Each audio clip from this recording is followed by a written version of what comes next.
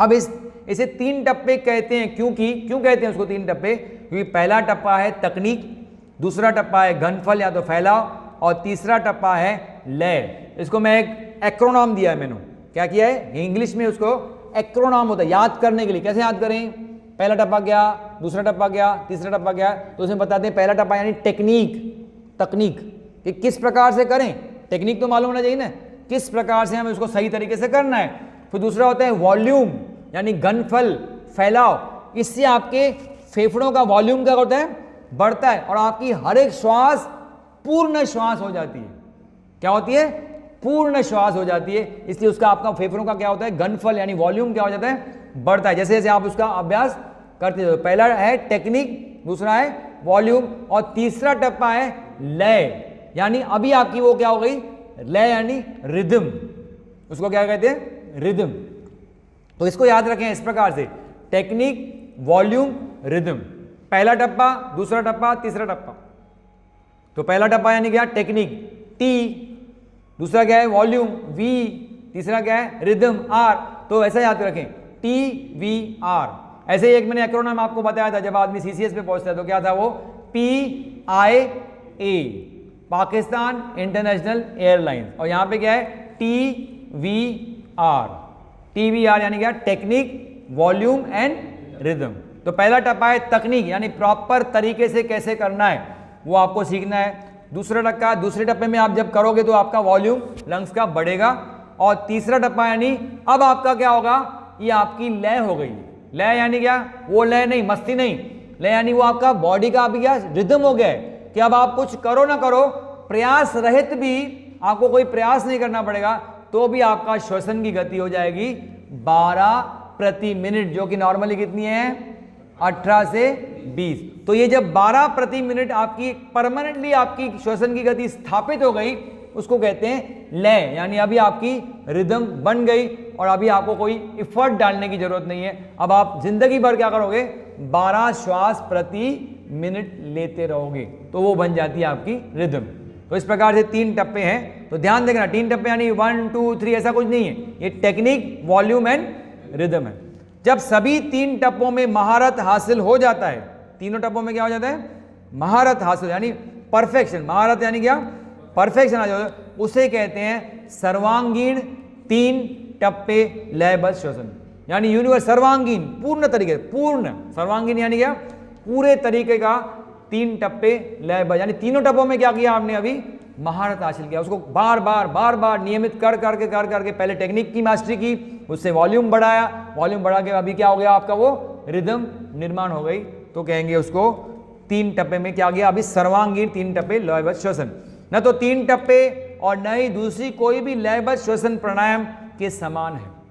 इसको प्राणायाम से कंफ्यूज मत करें, नहीं तो लोग बोलते हैं 3 टप्पे लयबद्ध श्वसन, श्वसन यानी क्या, प्राणायाम ना, आप प्राणायाम की बात कर रहे हो ना, तो प्राणायाम नहीं है, एक क्लियर कट, प्राणायाम यानी सांस के ऊपर आयाम, क्या कर रहे हो आप, सांस के ऊपर आयाम। तो ये सांस के ऊपर आयाम नहीं है, ये आप नेचुरल ब्रीदिंग कर रहे हो, श्वास को इसमें नियंत्रित नहीं कर रहे हो, इसलिए प्राण आयाम यानी प्राणों के ऊपर आयाम यहाँ पे कुछ भी नहीं है। और भी एक इंपॉर्टेंट बात बता दें, कोई इंसान प्राणायाम कर नहीं सकता जब तक वह पहुंच नहीं जाता है उस क्रिटिकल सर्टन स्टेज तक। क्यों, पूछो क्यों, क्योंकि क्या है, क्रिटिकल सर्टन स्टेज पे जब आप पहुंचोगे तभी आपका सभी आवेगों के ऊपर क्या हो जाएगा, और प्राणायाम यानी क्या, सभी जो आने वाले कोडेड इंपल्स हैं उसके ऊपर नियंत्रण रखना, उसको प्रॉपरली डिकोड करना, इसको कहते हैं प्राणायाम। न कि सांस लिया सांस छोड़ा, लंबा सांस लिया लंबा सांस छोड़ा, उसको प्राणायाम नहीं बोलते हैं। इसलिए क्या बोलते हैं उसको, जो हम आवेग जो आ रहे हैं, कोडेड इंपल्स जो आ रहे हैं, उनके ऊपर नियंत्रण करना यानी प्राणायाम। और वो तब तक पूरी तरह से हम नहीं कर पाएंगे जब तक हम कहां नहीं पहुंचते, क्रिटिकल सर्टन स्टेज। वहां पे पहुंचोगे तो जो भी कोडेड इंपल्स आएगा हम उसको क्या करोगे, प्रॉपरली उसको डिकोड कर पाते हैं। इसलिए हम प्राणायाम की हमें पात्रता है ही नहीं, तो हम कोशिश ही नहीं करो प्राणायाम करने की। इससे अच्छा जो एक्सरसाइज बताते हैं, breathing exercise advance than yoga में, वो हम आपसे करा के लेंगे कभी ना कभी, लेकिन अभी ये प्राणायाम नहीं कर रहे हैं, ये ध्यान देना। यानी 3 स्टेप लयबद्ध ब्रीदिंग जो है, 3 SRB is not equal to pranayama, ये दिमाग में बात डाल दें। 3 टप्पे लयबद्ध श्वसन हमारे शरीर को अधीन करेगी एक नई लय में। हमारा शरीर एक नए रिदम में आ जाएगा। उससे क्या हो जाएगा, जैसे ही हमारा ये श्वास रिदम में आ जाएगा ना, वैसे हमारी शरीर की भी क्या हो जाती है, लयबद्धता निर्माण होती है। इस श्वसन को प्राकृतिक बनाना होगा निरंतर अभ्यास से। प्राकृतिक यानी नैसर्गिक बनाना होगा, जिसमें कोई इफर्ट हो ही नहीं कि आप कर रहे हो तो भी इफर्टलेस, और आपका जो रिदम निर्माण हो गया वो भी इफर्टलेस, यानी कोई इफर्ट नहीं होना चाहिए स्टार्टिंग में। लेकिन उसको क्या करना पड़ेगा, अभ्यास करना पड़ेगा। लेकिन इतना अभ्यास करते जाओ कि वो क्या हो जाए, फिर आपके लिए इफर्टलेस हो जाए, बिना किसी ज़्यादा उसमें इफर्ट लगाए। अच्छी तरह से सीखने के लिए और पहले टप्पे का अभ्यास करने के लिए लेट जाएं समतल अपनी पीठ पर। क्या करना है, हम लोग ये टेक्निक सीख लेंगे, पहला टप्पा सीख लेंगे, बाकी चीज़ें हम लोग अगले व्याख्यान में देखेंगे। तो क्या करना है, उसमें लेट जाना है समतल, यानी पैरेलल टू ग्राउंड। पीठ के ऊपर आपको लेट जाना है। एक काफ़ी मोटा और भारी किताब रखें अपनी नाभि पर। एक मोटा और क्या करना है, भारी किताब रखना है। मोटा यानी भारी यानी कितना होना चाहिए, कम से कम 1.5-2 किलो। मैंने तो ऐसा किताब का झुंड बना दिया एक थैले में, है ना, उसको बना के रख देता हूँ। कम से कम 1.5-2 किलो। हमारे आश्रम में हम लोगों ने 10, 15, 20 बना के रखे हैं ऐसे, कि जो भी करना है उस किताब को रेडीमेड होना चाहिए, आपके पेट पे रखना है। नाभि पर, अपने नाभि पर अपने हाथों को अपने सर के नीचे रखें। अब श्वास लें, ज़्यादा गहरा नहीं बल्कि सिर्फ सामान्य नॉर्मल ब्रीदिंग करनी है। और किताब को ऊपर उठाएं, लेकिन छाती को नहीं, और इसे धीरे से करें, उतने ही सामान्य रूप से जितना सामान्य आपका श्वसन था इससे पहले कि आपने इसका आजमाया था। नॉर्मल जैसे ब्रीदिंग थी ना, वैसे ही करना है। जबरदस्ती मैं पेट को, देखो मैं कितना पेट को ऊपर उठा सकता हूँ, किताब कितना ऊपर उठ रहा है, किताब कितना नीचे जा रहा है, ये शोभाजी हमें नहीं करनी है। सामान्य श्वसन के साथ सांस लोगे, श्वास पटल नीचे जाएगा, किताब ऊपर उठेगा। सांस छोड़ोगे, पेट अंदर जाएगा, किताब क्या हो जाएगा, नीचे। हाथों को इस प्रकार से रखना है। टेक्निक के बारे में वीडियो आपको मैं यहाँ पे दिखाऊंगा, उसको आपको देख के आप देख सकते हैं। हालांकि ऊपर उठना और नीचे आना किताब का महसूस होना चाहिए। किताब ऊपर उठ रहा है, किताब नीचे होना चाहिए, ये आपको महसूस होना चाहिए। लेकिन ज़बरदस्ती ऊपर उठाना और नीचे उठाना नहीं करना है। सांस को कभी नहीं रोकें श्वास लेने और छोड़ने के बीच। हाँ, सांस लिया फिर थोड़ा पॉज, फिर सांस छोड़ा, ऐसा नहीं करना है। ये प्राणायाम है ही नहीं, इसको रोकना है ही नहीं। तो इसको क्या है, नैसर्गिक सांस लें, सांस छोड़ें। सांस लेंगे, किताब ऊपर, सांस छोड़ेंगे, किताब नीचे। यह पहला टप्पा है जो किया जाता है बिस्तर पर लेटकर।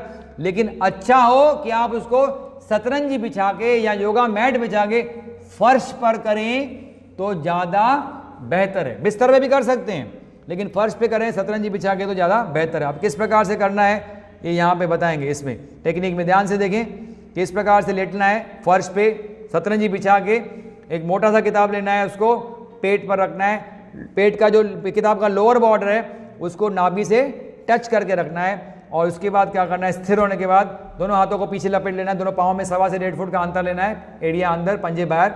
और दोनों हाथों को इस प्रकार से सर के नीचे क्या करना है, रख देना है। और सिर्फ देखना है कि हर सांस के साथ कैसे किताब ऊपर दिख रहा है, आपको दिख रहा है ना, सांस के साथ किताब ऊपर उठ रही है, सांस छोड़ रहे हैं, किताब नीचे जा रही है। सांस ले रहे हैं, किताब ऊपर, सांस छोड़ रहे हैं, किताब नीचे जा रही है। इस प्रकार से उसको नैसर्गिक होना है, किधर भी सांस को रोकना नहीं है, वो लेना है, छोड़ना है, लेना है, छोड़ना है, बस ये अपने आप चलते रहेगा।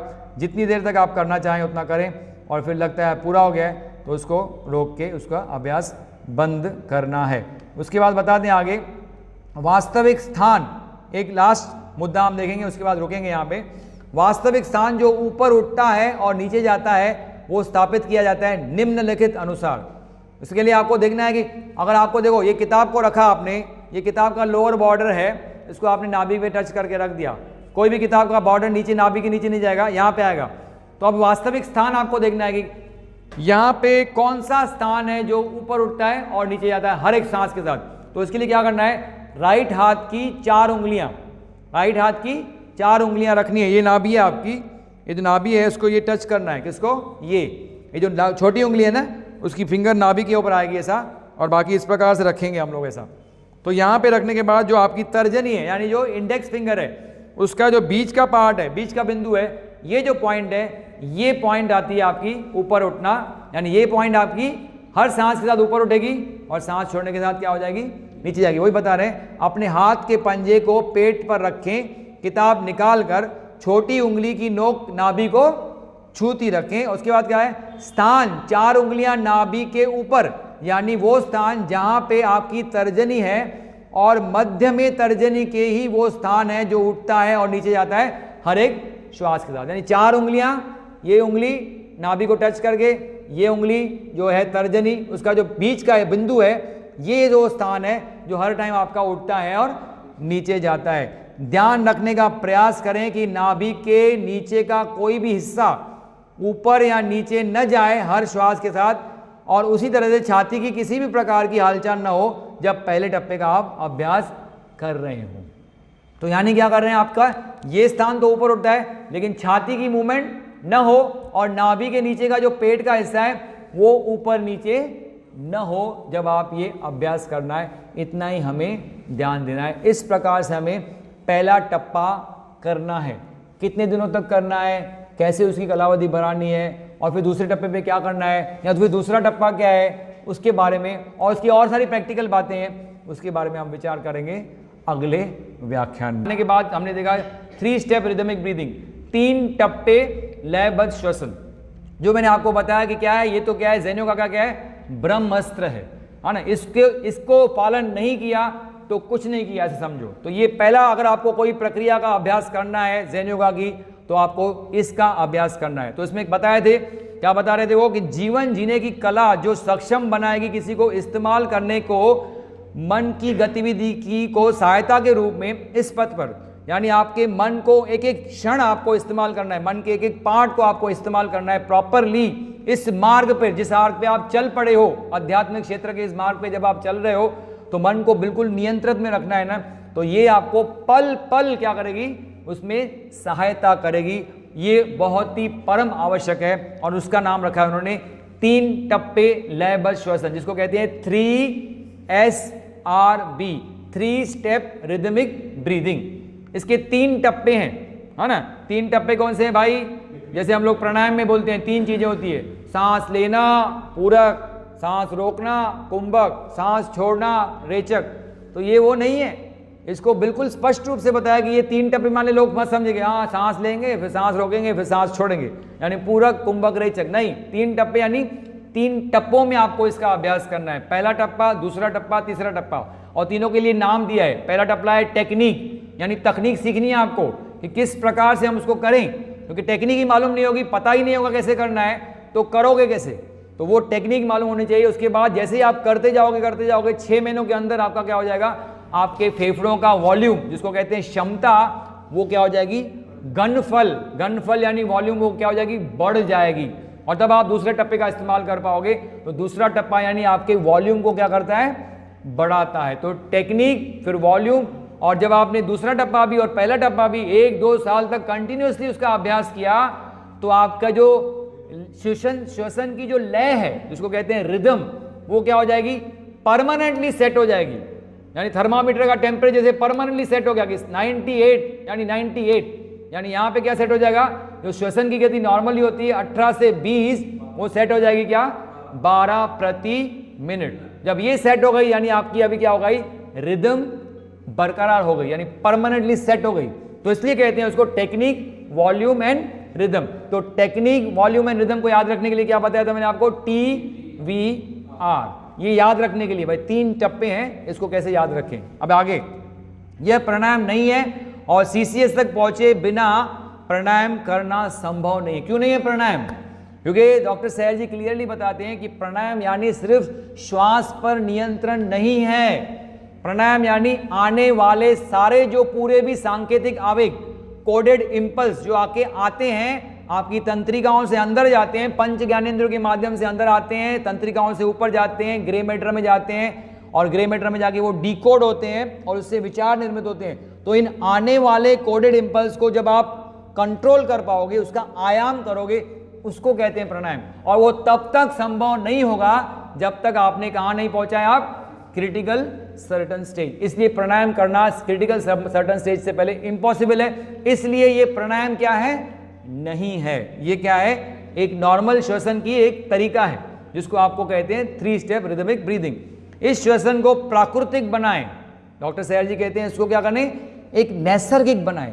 इतना उसका अभ्यास करें, इतना उसका अभ्यास करें कि आपका वो श्वसन दिन रात वही चले।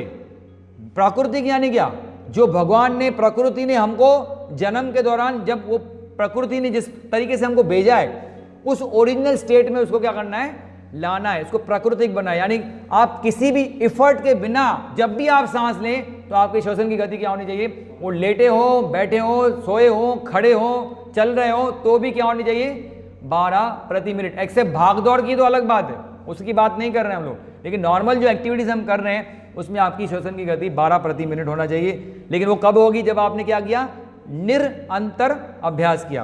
पहले टप्पे का प्रैक्टिकल अभ्यास आपको बताया था, उसमें क्या करना है, एक मोटा सा किताब लेना है, उसको अपने पेट के ऊपर रखना है, किताब का जो लोअर बॉर्डर है वो नाभि को टच होगा और किताब ऊपर रखी जाएगी। हाथों को इस प्रकार से रखेंगे। करना कहाँ पे है, या तो बेड पे लेट के करना है या तो जमीन पे लेट के करना है, सतरंजी बिछा के।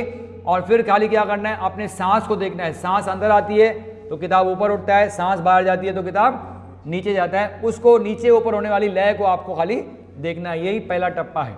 उसमें बताया था, क्या बताया था, और कि वास्तविक स्थान जो नीचे ऊपर होता है वो क्या होता है, उसके लिए आपको मैंने बताया था, ये राइट हैंड की उंगलियां लो, 4 उंगलियां, उसको क्या करो, अपनी जो छोटी उंगली है उसको अपनी नाभि को टच करके रखो और बाकी 4 उंगलियां इस प्रकार से रखो नाभि के ऊपर। तो जो तर्जनी है यानी जो पहली इंडेक्स फिंगर है उसका जो बीच का पार्ट है उसका सेंटर लेंगे, तो वो सेंटर का जो यही जो स्थान है, ये स्थान होगा जो आपका ऊपर नीचे होगा। हर बार आपकी सांस अंदर जाएगी, ये स्थान ऊपर उठेगा और सांस बाहर जाएगी, ये स्थान क्या हो जाएगा, नीचे आएगा। यहां तक हमने इससे पहले के व्याख्यान में कवर किया। अब हम आगे बढ़ेंगे। तो पहले टप्पे का अभ्यास किया जाना चाहिए 10 मिनट प्रतिदिन। ध्यान देना, बता रहे हैं, बहुत ही प्रैक्टिकल बताएंगे। जैसे खाने के बारे में बताया ना, कैसे आपको कम करना है, यहाँ पे कैसे अभ्यास को आपको बढ़ाना है, उसके बारे में मार्गदर्शन करेंगे। कि डायरेक्टली पहले दिन से आधा घंटा मत करो, नहीं तो क्या हो जाएगा, ऐसा रख के बैठोगे तो यहाँ पे कंधे दुखने लगेंगे। तो 10 मिनट से शुरुआत करना है प्रतिदिन और धीरे धीरे इस समय को बढ़ाते जाएं 5 मिनट से हर 15 दिनों में। यानी 10 मिनट से शुरू किया, 15 दिन तक उसको 10 मिनट ही रखो, फिर 15 दिन के बाद 15 मिनट करो, फिर और 15 दिन के बाद 20 मिनट करो, फिर और 15 दिन के बाद 25 मिनट करो, फिर और 15 दिन के बाद क्या करो, जब तक आप कहाँ पहुँचते हो, आधे घंटे तक उसको रोज कंटिन्यूसली न कर पाए। कंटिन्यूसली आधा घंटा यानी 15 मिनट सुबह, 15 मिनट शाम को, ऐसा नहीं, आधा घंटा आपको क्या करना है, कंटिन्यूस करना है। इसे बैठकर करें, खड़े रहकर करें और चलते समय करें, और अब बिना किताब के करें। जब आपकी इतनी आदत हो जाएगी तो जब आप बैठे हैं, जब आप खड़े हैं, जब आप किधर भी कर रहे हैं, कुछ काम भी कर रहे हैं, बिना किताब के, अभी तो पहला तो हमको सपोर्ट लेना पड़ेगा। मैं तो 2 साल से कर रहा हूं, आज भी उसका सपोर्ट लेता हूं किताब का, लेकिन अब देखता हूं कि बिना किताब के भी अगर किया ना तो 12 प्रति मिनट चलता ही है और चलना ही चाहिए। इसलिए जब आप बैठे हो, किससे बातचीत कर रहे हो, खड़े हो, चल रहे हो, तो भी क्या हो जाएगा, आपको वो लय मेंटेन हो जाएगी। धीरे धीरे इसे पूरे दिन करें और ये अब व्यायाम के रूप में न करें, क्योंकि अब ये आपका स्वाभाविक तरीका हो गया है श्वसन का। यानी जब आप इतनी प्रैक्टिस कर लोगे ना तो आपको व्यायाम के रूप में करने की स्टार्टिंग में करना पड़ेगा कि समझो ये भी एक अभ्यास है, एक क्या है, श्वसन का व्यायाम है ना, कि आपको करना है। लेकिन बाद में जब आपको इसकी आदत हो जाएगी तो व्यायाम में रूप में करने की कोई जरूरत नहीं पड़ेगी। आपका नेचुरल लय आपके श्वसन का वो एस्टेब्लिश हो जाएगा। क्योंकि क्या होता है, अल्टीमेटली क्यों होता है ये, क्योंकि जितना भार आपको कहा था ना, भारी किताब लेना है, कितना, 1.5 से 2 किलो का किताब रखना है। तो जब भार आपके पेट पे पड़ता है, तो जैसे आपको मैंने बताया था कि सांस लेते तो श्वसन पटल क्या आता है, नीचे आता है, श्वास छोड़ते तो श्वसन पटल ऊपर जाता है, तो ये ऊपर नीचे आता है ना, तो भार के कारण उसकी गति क्या हो जाती है, कम हो जाती है। तो पहले हमको भार डाल के गति को प्रयास पूर्वक कम करना पड़ेगा, लेकिन जब आपकी रिदम एस्टेब्लिश हो जाएगी तो फिर भार डालने की जरूरत नहीं पड़ेगी और गति अपने आप वो 12 प्रति मिनट हो जाएगी। अब आप इसे कर पाएंगे अनजाने में, फिर भी सही तरीके से। पहले आप शायद किताब रख के भी सही तरीके से ना कर पाए, लेकिन बाद में जब आपकी अभ्यास 6 महीना तक हो जाएगा और आप आधे घंटे रोज कर रहे हो, तो फिर आप अनजाने यानी बैठे हो, चल रहे हो, कुछ भी कर रहे हो, तो आपका ध्यान भी नहीं है उस तरफ। स्टार्टिंग में ध्यान देना पड़ेगा, लेकिन बाद में ध्यान नहीं भी देंगे तो भी आप उसको कर पाएंगे कितने सही तरीके से। बहुत ज़्यादा दृढ़ रहें, अंदर मन में विश्वास होना चाहिए कि मैं कर सकता हूं और मुझे करना भी है। क्योंकि क्या है, मेरा टारगेट क्या है, मेरा टारगेट है सीसीएस, और सीसीएस तक अगर मैं पहले टप्पे को ही नहीं ले पाऊंगा, पहले टप्पे के भी पहले टप्पे का आप अभ्यास कर रहे हैं आप, यानी आपको कहा कि 3 स्टेप रिदमिक ब्रीदिंग पहला करना है आपको, उसमें भी आप पहले टप्पे का अभ्यास कर रहे हो, तो वो तो आपको करना ही पड़ेगा। जैसे यमों का अभ्यास करना है, तो यमों में पहला यम बताया पतंजलि ने अहिंसा, अहिंसा का पालन ही नहीं करोगे तो सत्य कैसे बोलोगे, है ना। फिर अस्ते चोरी नहीं करोगे, कैसे नहीं करोगे, है ना। फिर ब्रह्मचर्य का कैसे पालन करोगे। तो इस प्रकार से अहिंसा का जैसे पालन करना है पहला यम, वैसे ही आपको 3 स्टेप रिदमिक का पहले टप्पे का क्या करनी चाहिए, महारथ हासिल करना चाहिए। उसके लिए लेकिन मन में दृढ़ विश्वास, दृढ़ संकल्प होना चाहिए, तभी आप उसको कर पाएंगे। उतावले न हो, नहीं तो परिणामों के लिए, हाँ आज किया ना, कल बोलेंगे किसी को, अरे देख तो मेरा श्वसन का गति कितना हो गया, 18 है कि 16 है कि 12 है, कितना हो गया, अरे अभी भी 17 है, इतना अभ्यास किया मैंने अभी भी कम नहीं हुआ। तो ये क्या होता है, ये उतावलापन होता है। तो उतावले न बने, धीरे धीरे होगा। 12 होने के लिए 6 महीना तो करो, पहले 6 महीना किया कि नहीं, एक बार वो कर लिया तो फिर आपको जरूरत नहीं पड़ेगी उतावलापन की। दूसरे टप्पे में, अब ये हो गया पहला टप्पा, अब दूसरे टप्पे में पहली बात तो यह बात ध्यान में रखेंगे, दूसरे टप्पे का अभ्यास अभी नहीं करना है, 6 महीने तक पहले ही टप्पे को अभ्यास करना है, इसलिए सिखाते भी नहीं हम लोग, लेकिन बताना जरूरी है क्योंकि आगे जाके वो आपको मदद करेगा। और दूसरी बात, आजकल के ज़माने में बताना ज़्यादा जरूरी हो गया है, क्योंकि दूसरा टप्पा मैंने देखा कोरोना से फाइट करने के लिए, आपके फेफड़ों की क्षमता बढ़ाने के लिए बहुत ज़्यादा उपयोगी सिद्ध हुआ। और मैंने बहुत सारे लोगों को सलाह भी दी, उन्होंने अभ्यास भी किया, उससे उनको बहुत ज़्यादा फायदा पड़ा। इसलिए आजकल के ज़माने में अगर आप पहला टप्पा और दोनों टप्पा साथ में शुरू भी करते हैं ना, तो कोई नुकसान नहीं है। दूसरे टप्पे में यह आवश्यक होता है कि कोई एक दीवार के नज़दीक खड़ा रहे बिना उसे स्पर्श करके। ये दीवार है पीछे मेरे, दीवार के क्या करना है, नज़दीक जाके खड़ा रहना है, लेकिन क्या करना है, उसको स्पर्श नहीं करना है। आपकी पीठ दीवार की तरफ रखते श्वास लें जैसे कि पहले टप्पे में लेना है। पीठ ऐसी होनी चाहिए कैसे कि दीवार से टच करके लगा रखें आप इस प्रकार से, लेकिन दीवार को ऐसा टच नहीं कर रहे हैं, खाली नज़दीक खड़े रहे हैं, पीठ आपकी दीवार की तरफ होनी चाहिए। जैसे आप सांस लें, अपने हाथों को अपने सर के ऊपर उठाएं जैसे कि हथेलियों का पिछला हिस्सा दीवार को स्पर्श करे, यानी आप ऐसे खड़े हैं, दीवार के नज़दीक टच नहीं कर रहे हैं, हाथों क्या करना है, इस प्रकार से उठाना है ऊपर, हथेलियों का जो पिछला हिस्सा है वो क्या होना चाहिए, दीवार को टच कर, लेकिन टच नहीं करना है, उस डायरेक्शन में जाए। तो सांस लेते वक्त क्या करना है, ऐसा सांस लेते वक्त ऐसा जाना है, और सांस छोड़ते वक्त क्या करना है, हाथों को नीचे। सांस लेते वक्त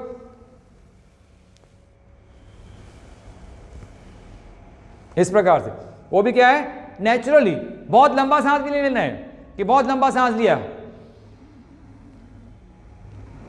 भी दिखाने के लिए कि मैं बहुत लंबा सांस ले रहा हूं और बहुत लंबा, क्योंकि क्या है, दीर्घ श्वसन क्या नहीं है, ये दीर्घ श्वसन नहीं है, ये क्लियरली बताया उन्होंने।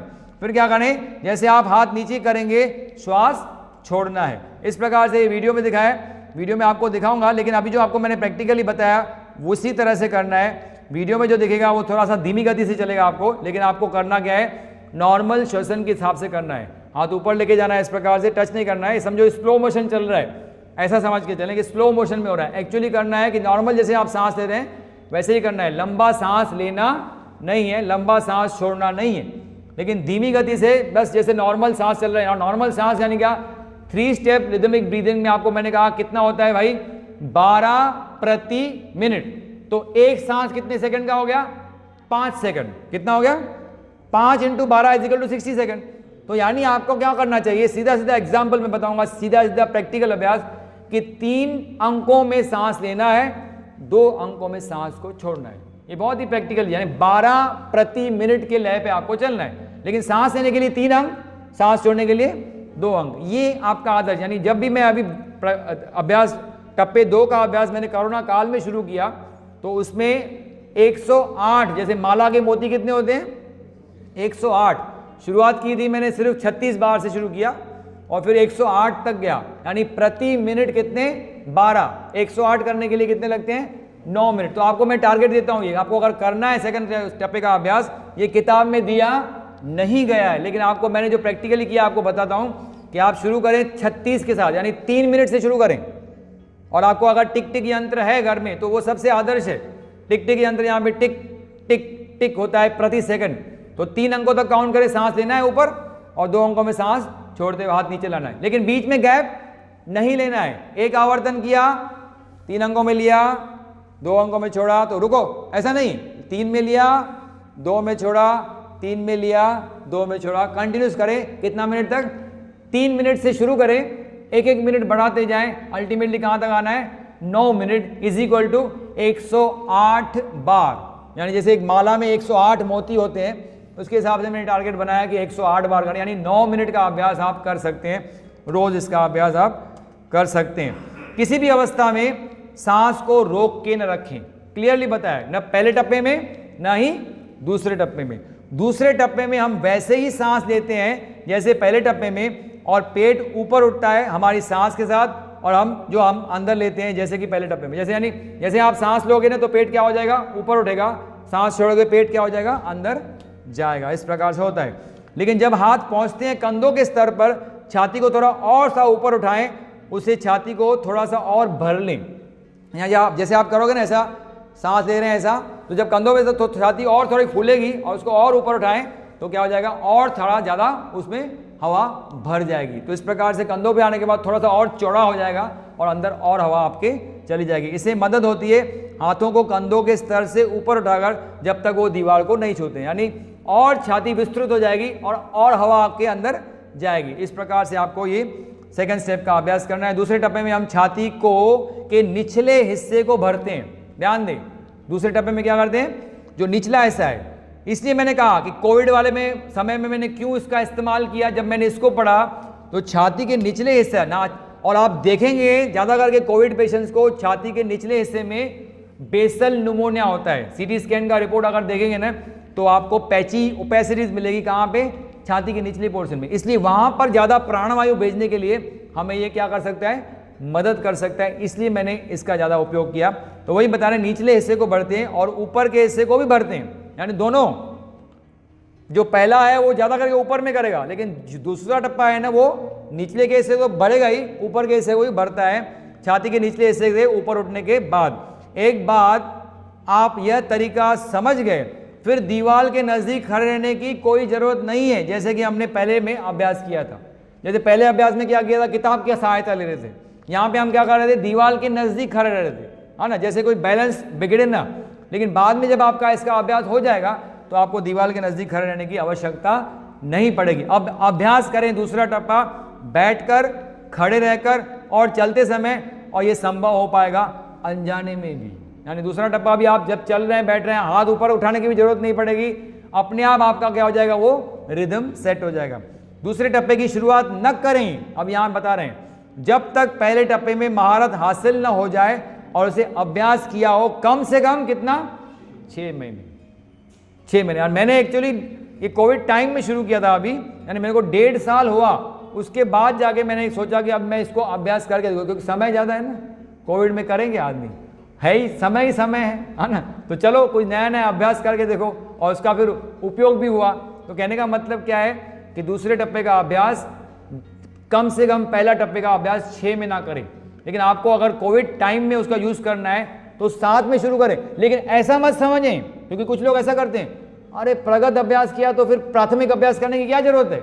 यानी मैं तो सेकंड टप्पे का अभ्यास कर रहा हूँ, फिर मैं पहले टप्पे का अभ्यास क्यों करूँ?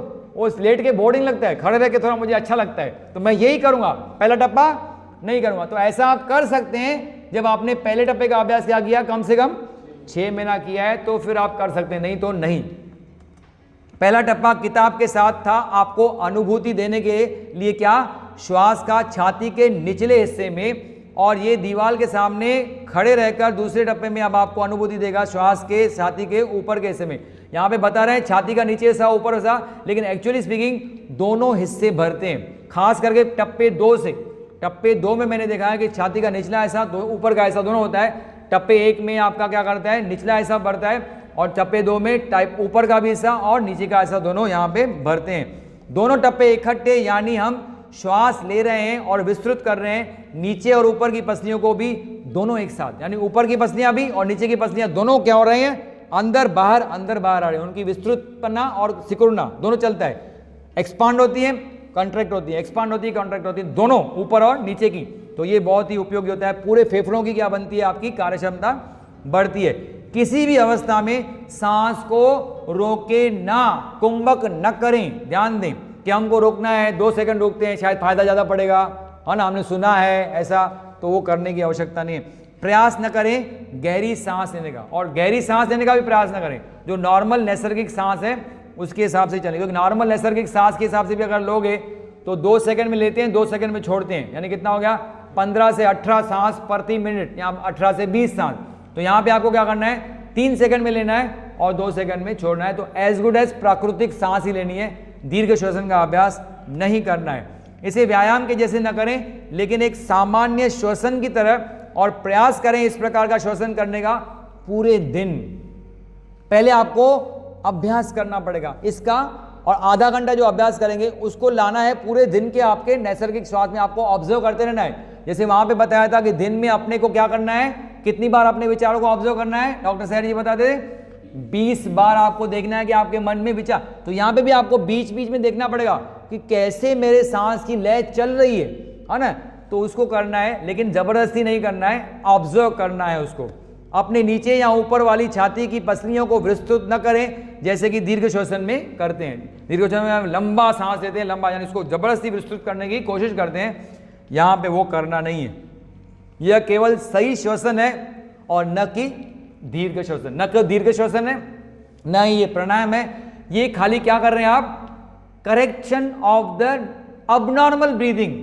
जो हमने अबनॉर्मल तरीका अपना लिया है, जैसे जैसे हम बड़े हो गए, उसके बारे में अभी चर्चा करेंगे, अभी पूरा नहीं हुआ है, अभी और बताएंगे आगे कि बचपन में जब हम पैदा हुए थे तो ऐसी तरह से ब्रीदिंग करते थे, लेकिन धीरे धीरे जब हम जैसे बढ़े गए ना, हमारी जैसे बुरी आदतें हमको लग जाती है, तो ये श्वसन की भी क्या हो गई है, एक बुरी आदत हमको लग गई जो कि नैसर्गिक नहीं है। तो आप कुछ नई चीज नहीं कर रहे हो, आप खाली उसको सुधार रहे हो। जो आपका पुधर गए थे, यानी जो खराब हो गए थे आपका श्वसन की ब्रीदिंग का तरीका, तो उसको क्या कर रहे हो आप, सुधार रहे हो। समय निकालें पहले और दूसरे टप्पों को एक साथ में महारत हासिल करने के लिए, कुशल बनने के लिए। यानी एक का अभ्यास करें 6 महीना, फिर दूसरे का अभ्यास करें 6 महीना, दोनों को क्या करें, एकदम मास्टरी हासिल करें। फिर क्या हो जाएगा, फिर क्या हो जाएगा भाई, तीसरा टप्पा कोई टारगेट नहीं है, तीसरा टप्पा ऑटोमेटिकली आप पहुंच जाओगे, बिकॉज आपका रिदम क्या हो जाएगा, अभी 12 प्रति मिनट अपने आप सेट हो जाएगा। सबसे अच्छा अध्ययन है, निरीक्षण करें एक बच्चे को जो लगभग 1 या 2 साल का हो, और देखें जब वो समतल पीठ के बल सोया हुआ हो। एक नया जन्म पैदा हुआ बच्चा 6 महीने का या 12 महीने के अंदर, वो जब पीठ के बल, ज्यादा करके देखो बच्चे पीठ के बल सो जाते हैं, तो उसको, उसकी थोड़ी बनियान क्या करो, ऊपर करो, और उसको देखो आप कि वो कैसे सांस ले रहा है, छाती से कैसे सांस ले रहा है, पेट कैसे ऊपर जा रहा है, नीचे जा, उसको क्या करना है, निरीक्षण करें। ये स्वाभाविक तरीका है जो हर बच्चा सांस लेता है जन्म से। यानी हम सब जब पैदा हुए थे तो इसी तरह से सांस लेते थे। कैसे कि सांस लिया, पेट ऊपर, सांस छोड़ा, इसको बोलते हैं एब्डोमिनल ब्रीदिंग, पेट का हलचल। ज्यादा करके हमारी क्या हो जाती है, इसको बोलते हैं डीप ब्रीदिंग। और जो हमारी छाती की सांस रहती है ना, वो क्या होती है, उथली हुई सांस रहती है, उसको बोलते हैं शैलो ब्रीदिंग, जिसमें प्राणवायु आपको बराबर से अंदर मिलती नहीं है। तो यही देखना है, क्योंकि ये स्वाभाविक तरीका है जिससे हम लोग पैदा हुए थे। खाली क्या फर्क होता है कि बच्चे का जो लय होता है ना, वो फास्ट होता है। जैसे बच्चे का पल्स रेट देखेंगे ना, हमारा कितना है पल्स रेट प्रति मिनट, 72, तो बच्चे का देखेंगे तो वो 100 तक भी रहता है नॉर्मल। तो उसकी हार्ट रेट भी ज्यादा रहती है, उसकी श्वास की गति भी रहती है, लेकिन श्वास का तरीका ऐसा ही रहता है। गति में भले फर्क होगा, लेकिन जो तरीका है वो कैसा होता है, 3 स्टेप रिदमिक ब्रीदिंग जैसा। जैसा बच्चा बड़ा होता है वो बदल देता है सही तरीकों को दुनिया के गलत तरीके में। वही बता रहे हैं यहाँ पे, जैसे हम लोग बड़े होते हैं ना, तो हम लोग को जैसे दूसरी बुरी आदतें लग जाती है, खाने पीने की, सोने की, सेक्स की वगैरह की, तो इस प्रकार से हमारा श्वसन भी क्या हो जाता है, बिगड़ जाता है। उसी को तो चेंज करना है, पूरा ज़हनों का उसी को तो चेंज करने की बात कर रहा है कि आपकी जो बिगड़ी हुई आदतें हैं, इनको सुधारोगे तो क्या होगा, क्या होगा भाई, इनको सुधारोगे तो मन का जो पहला भाग है, खंड 1 है, वो सुधरेगा, उसमें सामंजस्य आएगा। उसमें सामंजस्य आएगा तो क्या होगा, आपका उच्च खंड सुधरेगा। वो सुधरेगा तो क्या होगा, आप धारणा, ध्यान और समाधि का अभ्यास कर पाओगे, जो अभी सर फोड़ोगे तो भी नहीं कर पाओगे इस मन के साथ। कौन से, खंड 1 के साथ, यानी IESM के साथ। प्रकृति चाहती है कि हम श्वास लें, जैसा इस अध्याय में समझाया गया है, क्योंकि प्रकृति चाहती है कि आपकी बिगड़ी हुई आदत क्या हो जाए, सुधरे, इसलिए हमको उसने क्या दिया है, ज़ेन योगा के रूप में हमें हीरा मिला है, जो हमें बताता है कि आप कैसे अपने सांस को सुधारो। उसके लिए कोई बड़ी मेहनत के लिए भी नहीं बना है कि जाके पहाड़ पे बैठना पड़ेगा, साधु महात्मा बनना पड़ेगा, चोला बदलना पड़ेगा तब आपका सांस बदलेगा। नहीं, यहीं पे रहो, अपने घर पे रहो, शतरंजी ले लो, लेट जाओ, किताब को पेट पे रखो, अभ्यास करो, 6 महीना आपका श्वास बदल जाएगा। श्वास बदली तो है ना, नजर बदली तो नज़ारे बदले, कश्ती ने बदला रुख तो किनारे बदल जाएंगे अगर आपने ये अभ्यास किया तो।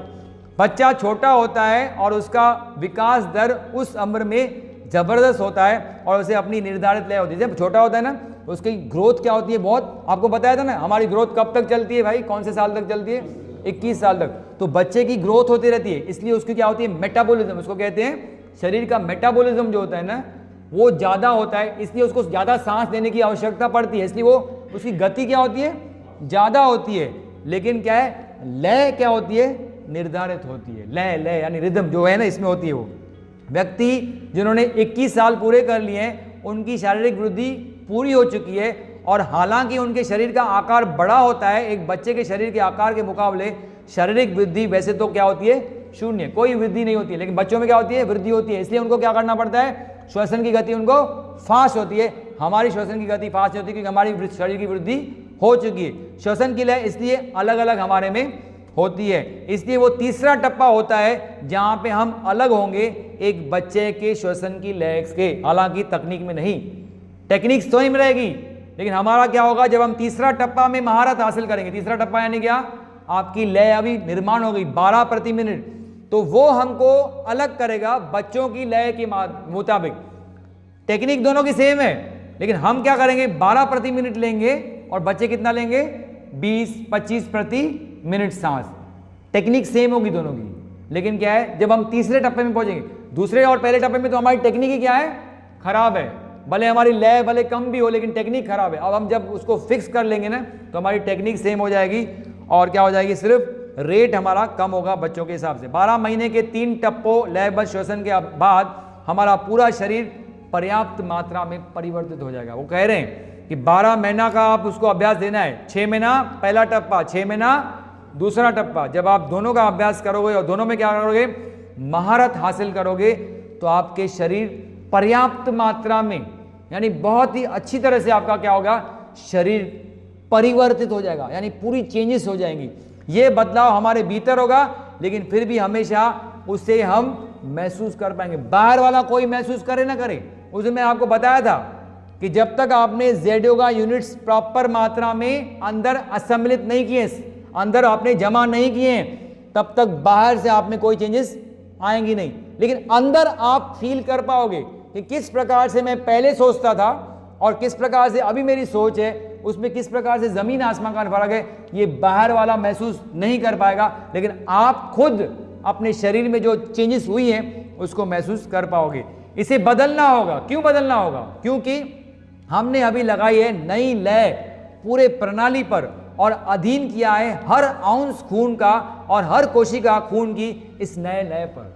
यानी जो नई रिदम हमने स्थापित की है 12 प्रति मिनट, हमारे हर कोशिका के ऊपर उसका असर पड़ता है, हमारे हर खून के हर आउंस पर उसका असर पड़ता है, तो जिससे क्या हो जाएगा, वो पूरी रूपांतरित हो जाती हैं। यानी जो पूरी जूनी कोशिकाएं थी जिसमें हम जूने संस्कार लेके घूम रहे थे, वो क्या हो जाएगी, अभी बदल जाएगी नई कोशिकाओं से जिसमें नए संस्कार होंगे, उनकी वासनाएं अलग होगी, जिससे क्या हो जाएगा, हम अपने में परिवर्तन महसूस कर पाएंगे। लगातार कोशिकाएं बदलती जाती है, नई कोशिकाएं जन्म लेंगी। इस नई लय के साथ जो पहली कोशिकाएं थी वो जाएंगी, क्योंकि आपको मैंने कहा है कि कोशिकाओं क्या होती है, निरंतर क्या होती है, बदलते रहती है। एक कोशिका जाएगी, मरेगी, दूसरी कोशिका उसको रिप्लेस करेगी। तो जो नई कोशिका इस नए लय के साथ रिप्लेस करेगी, उसमें संस्कार अलग होंगे और आपकी सोच क्या हो जाएगी, बिल्कुल बदल जाएगी, जिससे आपका IESM का रेशियो धीरे धीरे क्या हो जाएगा, उस तरफ चलेगा। कहां से? 2482 से लेके 5221 की तरफ। उसी के साथ, लेकिन ध्यान देना, उसके साथ और बता दें, हम बदल रहे हैं हमारी खाने की आदतों को, जैसे पहला समझाया गया, और हमारे सोने की आदतों को और घंटों को भी। यानी आप ऐसा मत समझना कि खाली 3 स्टेप रिदमिक ब्रीदिंग किया, नहीं, उसके साथ साथ आपको इसको भी करना है, खाने के ऊपर भी क्या करना है, धीरे धीरे धीरे धीरे बदलाव करना है। और सोने के घंटों में भी क्या करना है, धीरे धीरे धीरे बदलाव। तीनों एक साथ करेंगे तो परिणाम कोई बहुत बढ़िया हो जाएंगे, यानी आप उस अवस्था तक बहुत जल्दी पहुंचेंगे। ये सब हालांकि धीमा और थोड़ा थोड़ा है, ये वैसा होगा जैसे अंधेरे घंटों के बाद, ध्यान से देखना कितना बढ़िया बता रहे हैं, ये वैसा ही होगा कि अंधेरे घंटों के बाद बोर, जो कि निश्चित रूप से हालांकि धीमे धीमे सुबह की महिमा में फूटेगी। आपने देखा होगा रात को कभी सुबह को उठ के देखो 4 बजे अंधेरा रहता है, 5 बजे अंधेरा रहता है, लेकिन 5 साढ़े 5 के बाद क्या होता है, धीरे धीरे वो अंधेरा बोर में फूट के क्या हो जाएगी, सुबह हो जाएगी। तो आप जैसे धीरे धीरे अपने अभ्यास करते जाओगे, क्या किया, नींद के ऊपर नियंत्रण किया, खाने के ऊपर नियंत्रण किया, श्वसन के ऊपर नियंत्रण किया, जो अंधेरे में हम जी रहे थे वो धीरे धीरे प्रकाश में उसमें कन्वर्ट हो जाएगी। शरीर का पूरा नवीनीकरण होगा सर से पांव तक, क्योंकि पूरी कोशिकाएं क्या हो रही है, इस नए लय के साथ अभी क्या हो रहे हैं, नए लय के साथ आपकी निर्माण हो रही है। कैसे हमें मालूम हो कि क्या हम ले रहे हैं 3 टप्पे सही तरीके से, कैसे मालूम पड़े कि हम सही रास्ते पे जा रहे हैं कि नहीं, उसका भी बता रहे हैं। देखो कितना डिटेल में बताया, इसलिए कहा ना ये क्या है, ब्रह्म अस्त्र है, जिसको डॉक्टर सैर जी ने इतना गहराई से बताया है, और इतना गहराई से बताने के बाद वो फिर बार बार उल्लेख करेंगे, 10 बार 20 बार इसी अध्याय, यानी पार्ट 1 में भी करेंगे, पार्ट 2 में तो करेंगे ही करेंगे, और एडवांस देने का में भी उसका अभ्यास बता दें कि करना ही चाहिए। अगर हम ऐसा कर रहे हैं, यानी क्या कर रहे हैं, हम सही तरीके से कर रहे हैं, तो क्या होना चाहिए, और अगर नाभि के नीचे कोई भी हालचाल नहीं हो रही, आपको मैंने बताया था कि जब किताब पेट के ऊपर रखोगे नाभि के ऊपर, तो नाभि के नीचे की कोई हालचाल नहीं होनी चाहिए, और छाती की भी हालचाल ज्यादा नहीं, ये भाग ऊपर उठना चाहिए, नीचे जाना चाहिए। तो वही बता रहे हैं, हमें मिलेगी क्या, ऐसा अगर करेंगे तो क्या मिलेगा, हमें मिलेगी गहरी लंबी बाहर जाती हुई सांस, हर 15वीं या 12वीं श्वास पहले की अवस्थाओं में, और बाद में जब महारत हासिल हो जाएगा तो ये होगी हर 9वीं सांस। यानी जब आप ले रहे हो, सांस ले रहे हो, छोड़ रहे हो, तो आपकी स्टार्टिंग में जब आप अभी पहला टप्पे का अभ्यास कर रहे हो, दूसरे टप्पे का अभी तक महारत हासिल हुआ नहीं है, तो आपकी एवरी 15th सांस जो आप बाहर जा रही है वो क्या होगी, लंबी होगी। पहले 12वीं या तो 15वीं, लेकिन आप जब महारत हासिल कर लोगे, यानी अभी 12 प्रति मिनट आपका सेट हो गई रिदम, तो 12 में से जो 9वीं सांस होगी, है ना, 1 मिनट में 12 सांस, जो 9th ब्रेथ होगी, उसकी जब आप सांस छोड़ोगे ना, तो आपको महसूस होगा वो क्या है, लंबी छोड़ रहे हैं। यानी उसका मतलब है कि आपकी टेक्निक बरोबर है और आपकी रिदम अभी क्या हो गई है, सेट हो चुकी है। बहुत ही स्पष्ट विचार पाने के लिए हमारी नाभि, छाती के निचले और ऊपर के हिस्से के बारे में और बता रहे हैं, और एक चीज बता रहे हैं कि कैसे आपको मालूम पड़े कि छाती का निचला ऐसा, नाभि का ऐसा, फेफड़े का ऊपर का ऐसा, ये कैसे मालूम पड़े। उसके लिए क्या करना चाहिए, हमें समुद्र तट पर जाना चाहिए, एक बीच पे जाओ। कौन सी बीच पे जाओगे भाई, कोई भी जाओ, मरीना बीच जाओ चेन्नई में, या इधर मुंबई में जाओ, कोराई बीच पे जाओ, या जू बीच पे जाओ, कहाँ पे भी जाओ, कोई भी एक बीच सिलेक्ट कर लो, समुद्र तट पे जाना चाहिए और निरीक्षण करना चाहिए समुद्र को ज्वार के दौरान, हाई टाइड के दौरान। ज्वार बताया था ना आपको, ज्वार बाटा यानी लो टाइड, हाई टाइड यानी ज्वार। तो जब हाई टाइड होती है तब उसको देखो कि किस प्रकार, अलीबाग के बीच में गए हम लोग, बीच में गए थे तो हाई टाइड चल रही थी, तो उसमें देखना है आपको किस प्रकार से वो छोलियाँ आती हैं, यानी वो लहरें आती हैं ना, उसको देखोगे तो आपको छाती का निचला भाग, छाती का ऊपर का भाग और नाभि का भाग, ये आपको समझेगा किस प्रकार से, उसको देख के आपको अनुभव होगा किस प्रकार से। ध्यान से देखें और आपको पता चल जाएगा कि या तो 9वीं या तो 12वीं लहर लंबी होगी, यानी बहा ले जाएगी किनारे को अपनी तरफ। ये है छाती का हिस्सा नाभि के नजदीक, यानी नाभि के नजदीक का हिस्सा ये क्या है, जो आपकी जो लहर आ रही है ना, वो 9वीं या 12वीं लहर होगी। आपने देखा ना, कभी कभी हम लोग खड़े रहते हैं तो पानी हमको छूता भी नहीं, और कभी कभी ऐसी जोर से लहर आ जाती है कि हमको पानी बहा के लेके जाते हैं आगे, तो वो क्या होगी, 9वीं या तो 12वीं लहर होगी जो पानी को बहा के लेके जाती है किनारे पे। ये आपका हो गया छाती के नाभि का हिस्सा, इसको कंपेयर कर रहे हैं, समझ में आई। यानी हर 9वीं लहर आपकी क्या होगी, हर 9वीं सांस आपकी बाहर जाती हुई क्या हो जाएगी, गहरी, और ज्यादा आप फेंकेंगे उसको बाहर। तो वही कह रहे हैं, निगाह रखें मध्य समुद्र की लहरों में। अब आपने किनारे को देख लिया, अब जाओ मध्य समुद्र की लहरों में, है ना, मिडवे। तो और वो होंगी पहला व दूसरा टप्पा साथ में, यानी पहला टूटा टप्पा साथ में करेंगे ना, तो वो मध्य समुद्र की लहरें, उसको आपको कंपेयर करके बता रहे हैं। नीचे की और ऊपर की छाती ऊपर उठ रहे हैं और नीचे आ रहे हैं एक साथ, यानी दोनों टप्पे जब एक साथ इस्तेमाल करोगे ना जब आप, तो दोनों टप्पे एक साथ जब हो रहे, तो वो जब छाती की ऊपर नीचे हालचाल होगी ना, नीचे की छाती और ऊपर की छाती, वो होगी आपकी मध्य समुद्र की लहरें। किनारे पे करोगे तो नाभि, मध्य समुद्र की लहरें यानी ऊपर और नीचे का दोनों का भाग। समुद्र को देखें दूर तक। अब आपने क्या किया, पहले किनारा देखा, फिर बीच का देखा, फिर बहुत दूर तक देखा। जब आप देखते हैं भाई वो सनसेट हो रहा है, इतना दूर तक जितनी आपकी निगाह जा सकती है वहां पे देखें, और आप देखेंगे बहुत कम ऊपर उठना और नीचे उठ जाना। नजदीक होता है तो ऊपर उठना जाते जाना, ज्यादा लहरें दिखाई देती है, बहुत दूर आपको बहुत कम दिखाई देंगी, और केवल कुछ सफेद जाग, ऐसा लगता है कि थोड़ी थोड़ी जाग उठ रही है, बस इतना। अथवा छोटी तरंग यात्रा करती है और विलय होती है बीच समुद्र के साथ।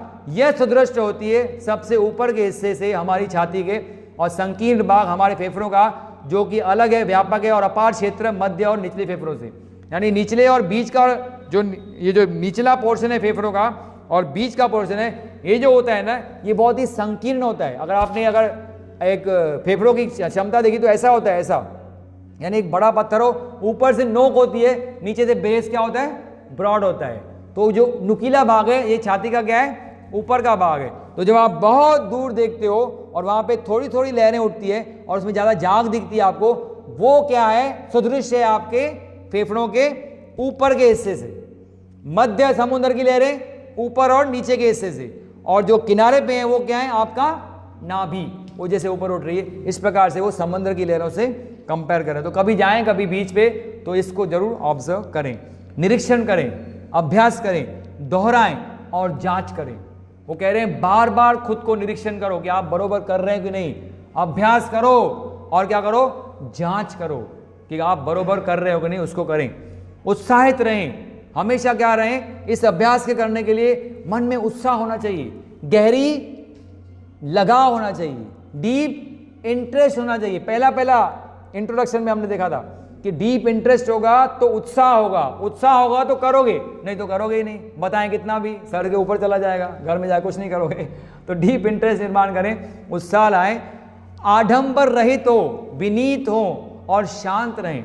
कोई अहंकार न जताएं कि मैं देखो अभी मस्त हो गया हूं, मैं ज़ेन योगी हो गया हूं, क्योंकि मैं तो रोज आधा घंटा अभ्यास कर रहा हूं, मैं बिल्कुल बदल गया हूं, सर से लेके पांव तक बदल गया हूं मैं। तो ऐसा आडंबर न जताएं और शांत रहें, और सबसे ऊपर रुकिए बड़े धैर्य के साथ परिणामों के लिए घाई न करें। आज किया कल परिणाम मिल जाएंगे, नहीं सोचें ऐसा। आराम से शांत रहें, धैर्य रखें, परिणाम आने ही वाले हैं, लेकिन पहले अपना कर्म तो करो, और कर्म में जो बात बताई गई है उसको तो फॉलो करो। 6 महीना पहला टप्पा, 6 महीना दूसरा टप्पा, कम से कम आधा घंटा। आपने बोला 10 मिनट, हम 10 मिनट करते हैं, और लेकिन 10 मिनट को बढ़ाने के लिए बोला ना, हर 5 मिनट बढ़ाओ 15-15 दिन में, उसको भूल गए। नहीं, आपने बोला ना 10 मिनट, हम 10 मिनट करते हैं, कभी कभी 5 मिनट करते हैं, कभी कभी करते ही नहीं। तो ऐसा नहीं करना है, आधा घंटा पहुंच गए तो फिर वापस 10 मिनट पे नहीं आना है। उसके बाद क्या कर रहे हैं, 3 टप्पे लयबद्ध श्वसन में आगे बढ़ते हुए सुधारात्मक तरीकों को प्रस्तावित करना है। अब वो महावाक्य बताएंगे यहाँ पे आपको, 11 महावाक्य हैं ज़ेन योगा के, जिसको आपको स्थापित करना है 3 टप्पे लयबद्ध श्वसन के साथ। वो बता रहे हैं प्रस्तावित करना है, और श्वसन की प्रक्रिया के दौरान, यानी जब हम प्रस्तावित कर रहे हैं आवेगों को हमारे शरीर के भीतर। आप समझ रहे बात को, कि ये जो सुधारात्मक तरीके हैं, जो महावाक्य हैं ज़ेन योगा के, जैसे होते हैं ना महावाक्य, गीता के कुछ महान वाक्य है ना, किसी बड़े बड़े ग्रंथों के वाक्य, या बड़े गुरुओं के कुछ बोली, उन्होंने मुंह से कुछ वाणी निकाली, उसको कहते हैं महावाक्य, है ना। या तो 10 कमांड्समेंट बोलते हैं, है ना, क्रिश्चियन लोगों में 10 कमांड्समेंट होता है, या 5 यम 5 नियम हिंदुओं में, है ना। तो इस प्रकार से होते हैं। तो इस प्रकार से ही ज़ेन योगा के क्या है, महावाक्य, उसको आपको स्थापित करना है, अंदर लाना है। कभी जब आप 3 स्टेप रिदमिक ब्रीदिंग कर रहे हो, क्यों, क्योंकि आप क्या कर रहे हो, सांस के साथ साथ आप क्या कर रहे हो, बाहर से कोडेड इंपल्स भी क्या कर रहे हो, अंदर ले रहे हो, जो आपको डिकोडेड विचार बनाएगी। तो जब आप कोडेड इंपल्स अंदर मन में ले रहे हो, अंदर भीतर ले रहे हो, उस समय अगर आप इन विचारों को क्या करोगे, दोहराओगे, तो उसके साथ ये कन्वर्ट होंगे, आपके विचारों की श्रृंखला क्या हो जाएगी, बदल, यानी डिकोडिंग क्या हो जाएगी। जो नॉर्मली अबनॉर्मल डिकोडिंग होकर हमारे अबनॉर्मल विचार निर्माण होते हैं, तो विचारों की क्या होता है कि जो मेन गुणवत्ता है वो क्या हो जाएगी, बदल जाएगी। इसलिए आपको इस समय पे करना है, जब आप 3 स्टेप का अभ्यास कर रहे हो, तभी उन 11 में से कोई भी एक विचार को क्या करो, आप मन में दोहराओ। चुने कोई भी शांत आधा घंटा घर में अथवा बस में या ट्रेन में अथवा ऑफिस में हम लोग बैठे रहते हैं, ऐसे ही बस में बैठे हैं, कभी कुछ नहीं, मोबाइल पे बैठे रहेंगे, टाइम पास करेंगे। ट्रेन में बातचीत करेंगे, क्या वाशु कैसा है, ऐसा है, कहाँ पे काम करते हो, दूसरों से बातचीत करना शुरू। अरे उस समय करना है जब आप बस में बैठे हो, जब आप ट्रेन में बैठे हो, किसी का इंतजार कर रहे हो ऑफिस के बाहर, तब क्या करें, मन ही मन, क्योंकि अभी आपकी क्या हो गई है, रिदम निर्माण हो गई है। आपने क्या किया, 1 साल का 3 स्टेप का अभ्यास कर लिया है, अब आपकी लय निर्माण हो चुकी है। प्रत्येक मिनट में आप कितना ले रहे हो सांस, 12 प्रति मिनट। उस समय पे इन विचारों को क्या करना है, अंदर आपको मन ही मन दोहराना है। ब्रेक के घंटे में जो भी सुविधाजनक हो, यहाँ पे आगे बैठते हैं, कभी कभी लेक्चर को 10 मिनट पहले आ गए, चलो क्या करना है, सुधारात्मक तरीके, उससे हमको क्या करना है, जुड़ना है। और क्या करें, दोहराए मन में कोई भी एक निम्नलिखित विचारों में से, वो निर्भर करता है आपकी पसंद के ऊपर।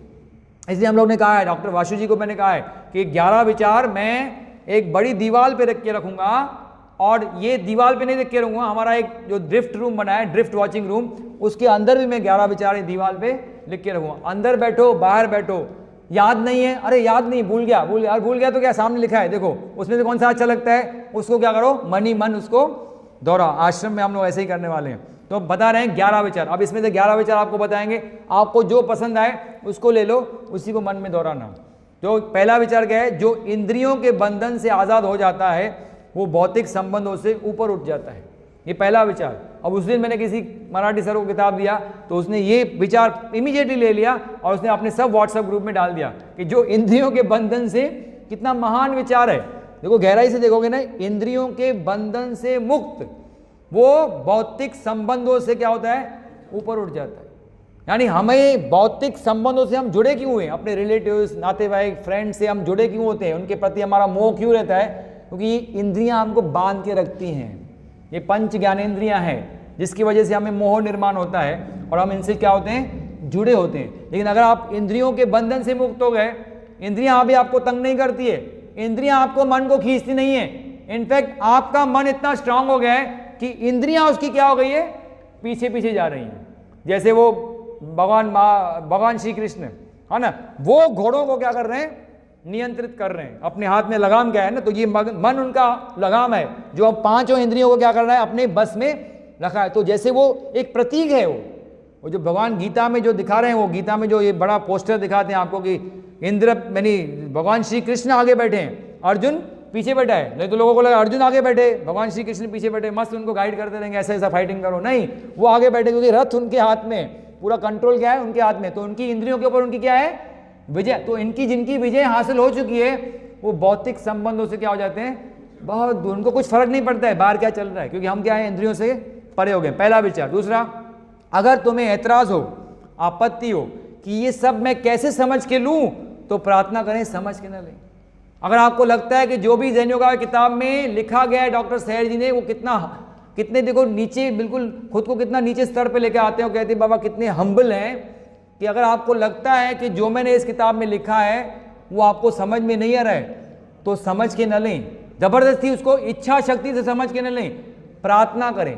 क्या प्रार्थना करें, कि आप शायद समझ में नहीं आया, आगे शायद समझ में आ जाएगा। मैं लगा तो रहूं कम से कम इसकी वजह से कि समझ में नहीं आया इसलिए दूर चला जाऊं, उसका कोई ऑप्शन नहीं छोड़ते हैं। कि समझ में नहीं आया ना, छोड़ो, समझने की कोशिश मत करो, लेकिन प्रार्थना करो कि क्या है, अब शायद समझ में नहीं आए, हो सकता है बार बार पढ़ूंगा तो वो समझ में, जो अभी नहीं आया था, जब मैंने किताब पहले पढ़ा तो बहुत सारी चीजें मेरे ऊपर जाती थी, लेकिन जब पढ़ते गया और उसको जब ट्रांसलेट किया तो कुछ कुछ बातें तो अभी भी मैं समझ रहा हूँ, और कुछ अभी भी मेरे को समझ में नहीं आई है, जो आपको मैं समझा नहीं पाया हूँ, लेकिन आगे जाके हो सकता है जब वही पढ़ेंगे ना, तो वो जरूर समझ में आ जाएगी। इसलिए कोई चीज अभी समझ में नहीं आ रही ना, तो खाली क्या करें, प्रार्थना करें, समझ के न लें। तीसरा, व्याख्यानों पर अधिकांश सतत उपस्थिति के द्वारा यह प्राप्त नहीं होता है। आपको लगता है कि हमने जैन योगा का लेक्चर्स हमने सुना ना, सर ने 28 लेक्चर दिए और 28 के 28 लेक्चर हमने क्या किए, अटेंड, प्रैक्टिकल अभ्यास कुछ नहीं किया। तो कह रहे हैं व्याख्यानों पर सतत अधिकांश उपस्थिति जा रहा, यानी आपका 100% क्या है, आपने 100% सब व्याख्यान सुन लिए, एक बार नहीं, 2 बार नहीं, 3 बार लिए, सतत अधिकांश उपस्थिति ज्यादा, यह साध्य नहीं होता है। आपका वो लक्ष्य क्या है, CCS तक जाना। CCS आपको सिर्फ व्याख्यान सुन के साध्य होने वाला नहीं है। उसके साथ साथ आपको क्या करना पड़ेगा, हाँ लेकिन व्याख्यान नहीं सुनोगे तो भी नहीं होगा, क्योंकि व्याख्यान बेस है, उसको सुन के क्या करना है, साइमल्टेनियसली आपको प्रैक्टिकल अभ्यास शुरू करना पड़ेगा, तभी यह साध्य होगा। जैसे वृक्षों का उगना, निरर्थक जीवन गुजारना जारी रहता है, ऐसे ही अधिकांश आदमी लोग जीते हैं। ये जो जंगली वृक्ष होते हैं, ये बड़े बड़े वृक्षों की बात नहीं कर रहे हैं, ये जंगली वृक्ष देखा ना आपने कि बारिश में कैसे हम लोग तो लगाते हैं जमीन पे क्या चावल की खेती, लेकिन उसके बाद कितने कितने वो उठ के आते हैं ट्विक्स, जिसको हमें अलग करना पड़ता है ना, करना पड़ता है कि नहीं। तो जैसे उनका उगना, निरर्थक जीवन गुजारना, कोई अर्थ नहीं उनका, ऐसे ही उगे और ऐसे ही फेंक देते हैं हम उनको, तो उनका क्या होता है, जीवन क्या होता है, निरर्थक जीवन गुजारना होता है। इसी तरह से अधिकांश आदमी लोग बिना किसी लक्ष्य के अपना जीवन गुजारते हैं, इसका कोई लक्ष्य नहीं है, बस आए हैं ना, मौज मस्ती करेंगे, एंजॉय करेंगे लाइफ को, फिर जन्म मिले न मिले दोबारा, एंजॉय करके जाना है ना, आज यहाँ कल वहाँ, पार्टी वार्टी ये वो करेंगे, मस्त करेंगे सारा दिन, या तो पैसा कमाएंगे या तो पैसों को लुटाएंगे पार्टियों में, बस यही काम करना है, तो फिर क्या करेंगे, उसका कोई अर्थ नहीं है। तो जीवन का एक उद्देश्य होना चाहिए। तो इसलिए कह रहे हैं जैसे वृक्षों का उगना, निरर्थक जीवन गुजारना जारी रहता है, ऐसे ही अधिकांश लोग दुनिया में क्या करते हैं, जीते हैं। आत्मा अपना पूरा सार, पांचवा, आत्मा अपना पूरा सार उसे ही प्रकट करती है जो स्वयं को आत्मा पर लागू करता है। आत्मा अपना पूरा सार उसे ही प्रकट करेगी जो स्वयं को आत्मा पर लागू करेगा। यानी पहले तो आपको मानना पड़ेगा कि आत्मा जैसी कोई एंटिटी आपके अंदर है और उसके प्रति आपकी श्रद्धा निर्मित होगी। और आत्मा का स्थान क्या है हमारा भाई, मन का चौथा खंड, वही क्या है, आत्मा का स्थान है। तो उसको मान के उसके प्रति हमें श्रद्धा होगी और उस डायरेक्शन में आप जाओगे कि हमें उस डायरेक्शन में जाना है, वहां तक पहुंचना है, तो आत्मा अपना पूरा सार आपको प्रकट करेगी। लेकिन आप अगर लगे पड़े हो पंच ज्ञानेंद्रियों के माध्यम से बाहर की तरफ, तो आत्मा आपकी तरफ कभी आपका सार प्रकट करने वाली नहीं है। आपको अंदर, यानी कहने का मतलब क्या है कि आपको अंदर की यात्रा शुरू करनी है। जो बाहर हम लोग उलझे पड़े हैं ना, उसको रोक के अंदर की यात्रा शुरू करोगे तो आत्मा की अनुभूति आपको अवश्य ही मिलेगी। इस अमूल्य जन्म, छठवां बता रहे हैं, इस अमूल्य जन्म प्राप्त होने पर भी जो इंसान आत्मा की अच्छाई को नहीं समझता, वो खुद को नष्ट कर देता है। यानी इतना अमूल्य जन्म मिला है, ये इंसान योनि में हमने जन्म लिया है। अरे जानवरों को तो वो है ही नहीं, उनको दिया ही नहीं गया है, उनको साधारण चेतना दी है भगवान ने, और हमको दी है आत्म चेतना, हमको दी है क्या, कॉस्मिक चेतना, ब्रह्मांडीय चेतना हमको दी है, वो चांस हमको मिला है। तो इतना अमूल्य जन्म मिला है, मनुष्य योनि में जन्म लिया है, उसके बाद भी अगर आप आत्मा की अच्छाई को नहीं समझ पाते हो, यानी आत्मा को प्राप्त करने की दिशा में आप नहीं जा पाते हो, वो सारे अभ्यास नहीं कर पाते हो, तो फिर आपका जन्म लेना क्या हो जाता है, व्यर्थ हो जाता है।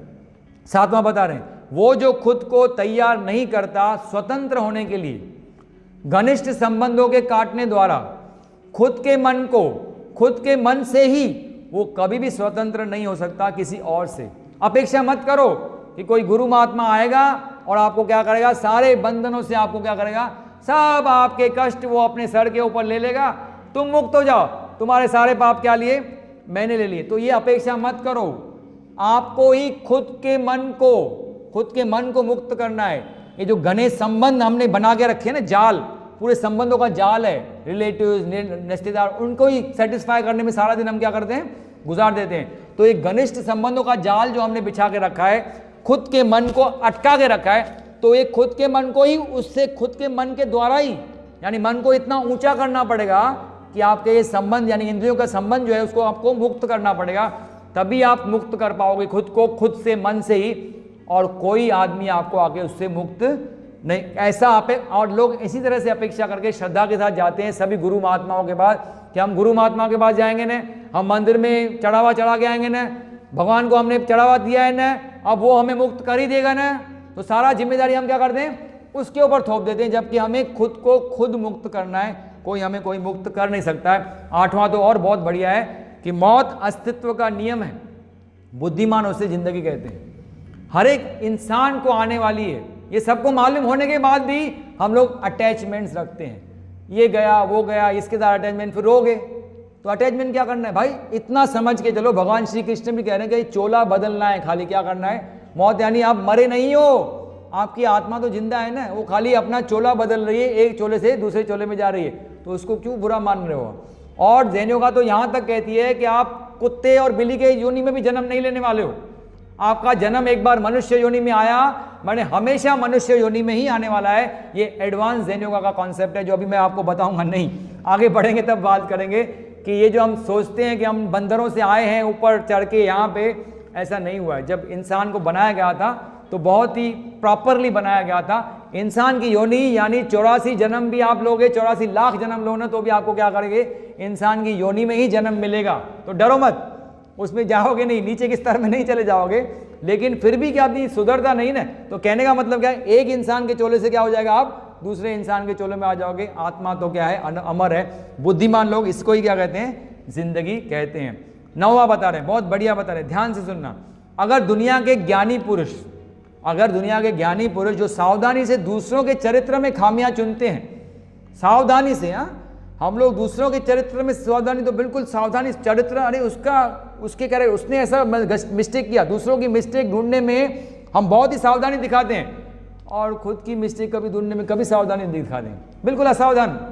हमारे में तो मिस्टेक कोई है ही नहीं, हमको दिखती नहीं है, तो हमें कैसे दिखेगी, हमारे बताने वाला दूसरे को दिखेगी ना, तो हमें दिखती नहीं अपनी मिस्टेक। तो जो इंसान ज्ञानी पुरुष, यानी ये खाली ऐसा नहीं कि अज्ञानी लोग करते हैं, ज्ञानी लोग भी यही काम करते हैं कि क्या, दूसरों के सावधानी से चरित्र में क्या करते हैं, खामियां चुनते हैं। लेकिन अगर वे यही कुशलता अपने ऊपर खर्च करें तो कौन उन्हें अज्ञान के बंधन को तोड़ने से रोक सकता है? कौन हमें अज्ञान, ये अज्ञानी है जो हमें दूसरों में खामियां दिखाता है। अगर ज्ञान आ जाए तो हम पहले अपने अंदर खामियां देखना शुरू करेंगे, और जिस दिन आपने अपने अंदर खामियां देखनी शुरू होगी ना, उस दिन आपकी प्रगति शुरू हो जाएगी इस मार्ग पे। तो बस यही देखना है कि हमें दूसरों की खामियां दिखे भी तो बोलना नहीं है, शांत रहो, उसको देखो कि उसमें है ना, उससे ज्यादा खामियां क्या है, मुझ में है।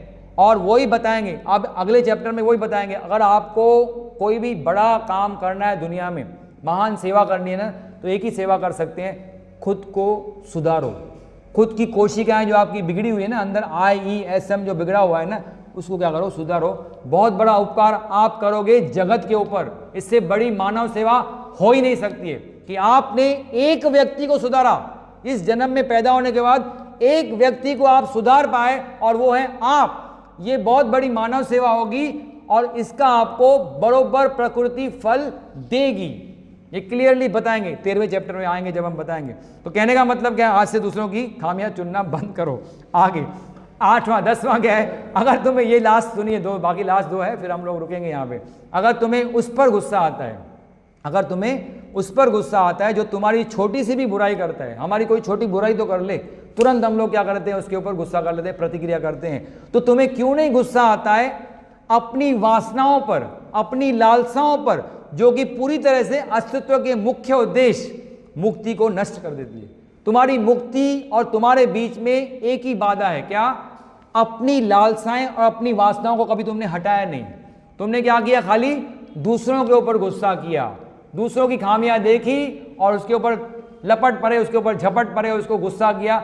लेकिन अपने अंदर कितनी क्रोध आपके अंदर भरा हुआ है उसको हम देखते नहीं हैं, और इसलिए हमको खुद के प्रति कुछ गुस्सा आता नहीं है। तो जब अपने अंदर देखोगे तो अपने ही प्रति क्रोधित हो जाओगे, और अपने प्रति क्रोधित होना यानी अपने का आत्म सुधार आपने चालू किया, तो आप मुक्ति का रास्ता अपना पाओगे, नहीं तो आपको मुक्ति कभी मिल नहीं सकती। और लास्ट बता रहे हैं, सर्वे भवन्तु सुखिनः सर्वे सन्तु निरामया सर्वे भद्राणि पश्यन्तु माँ कश्चित् दुःख भावे। यानी क्या, सभी सुखी हों, सभी रोग मुक्त रहें, सभी मंगलमय घटनाओं के साक्षी बने, किसी को भी दुख का भागी न बनना पड़े। बस ये सुबह की जो आप अभ्यास, उठते हो ना, उठते और सोने के टाइम में ये आपको विचार हमेशा आना चाहिए कि भगवान करके आज का दिन सभी सुखी तो हैं, सभी दुख मुक्त तो हैं। कितना दुख देखते हैं हम लोग, सारा जगह पे देखो तो दुख ही दुख लगा पड़ा है। तो हमें यही प्रार्थना करनी है, जब आप आसन कर रहे हो, अभ्यास कर रहे हो, तभी यही मैं सोचता हूँ, यही प्रार्थना करता हूँ कि सभी सुखी हों, सभी दुख मुक्त हो, सभी मंगलमय घटनाओं के साक्षी बने, जो मंगलमय घटनाएं आजू बाजू हमारे हो रही है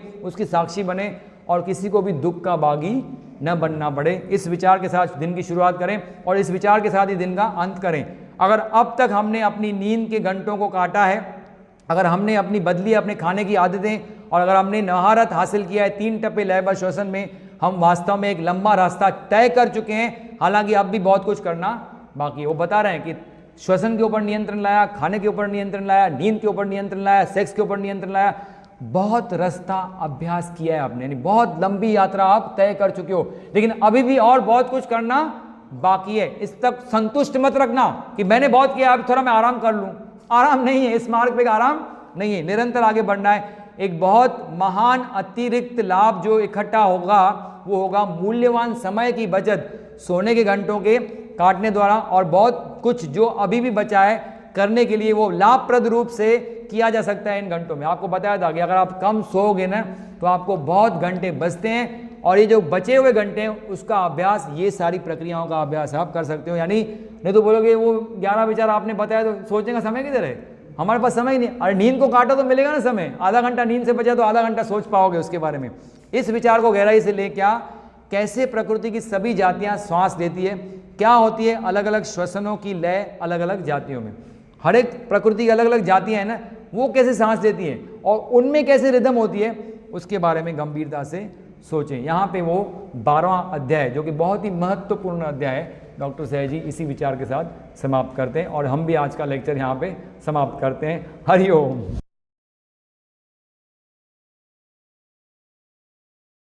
हरि ओम। हरि ओम। आप सभी आध्यात्मिक क्षेत्र में गहरी रुचि रखने वाले साधकों का जयलोका प्राथमिक कोर्स के तहत व्याख्यान क्रमांक 25 में मैं डॉक्टर रामनानी हार्दिक स्वागत करता हूँ। इसके पहले के व्याख्यान में हम 12वें अध्याय पे चल रहे थे, उसमें हम लोगों ने भोजन व पेय के बारे में पहले चर्चा की, और फिर बहुत ही इंपॉर्टेंट प्रक्रिया के बारे में हमने चर्चा करना शुरू की, जिसका नाम रखा है डॉक्टर सहज जी ने 3 टप्पे लयबद्ध श्वसन, यानी 3SRB, 3 स्टेप रिदमिक ब्रीदिंग। उसके बारे में मतलब थोड़ा सा हम लोग रिवीजन कर लेंगे, ज़्यादा आज करने की जरूरत नहीं, बिकॉज हम लोगों ने इससे पहले के व्याख्यान बहुत डिटेल में उसके बारे में चर्चा की है। लेकिन ये जो है प्रक्रिया एक परम आवश्यक प्रक्रिया है, इसके बिना CCS तक पहुंचना यानी असंभव है, तो इसलिए शुरुआत इससे करनी है। बाकी प्रक्रियाएं जो बताई है वो भी करनी है, लेकिन ये इससे अवश्य ही आपको शुरुआत करनी है और उसको अंत तक उसको करते ही रहना है जब तक आप CCS तक पहुंचते नहीं है। तो ये इसको ब्रह्मास्त्र कह के कह सकते हैं, जैनों का ब्रह्मास्त्र है, आपको CCS तक पहुंचाने का ब्रह्मास्त्र। फिर उसको कहते हैं 3 टप्पे, यानी 3 टप्पे आपको बताया कि पहला टप्पा है टेक्निक, दूसरा टप्पा है वॉल्यूम और तीसरा टप्पा है आपकी रिदम, TVR।